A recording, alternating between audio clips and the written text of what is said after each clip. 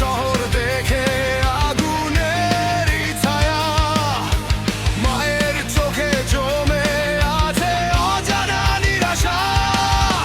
ভাঙা রাস্তায় স্বপ্নগুলো রক্ত মেখে যায়, চুপ করে থাকা মানুষ আজ প্রশ্ন করতে চায়, কে নিল শান্তি আমার, কে ভাঙলো ঘর,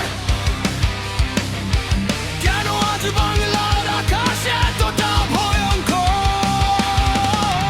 শিশুর হাসি হারিয়ে গেছে ধোঁয়ার ভিড়ে ভাই, বাংলা আমার কাছে আজ কেউ কি শুনতে পায়?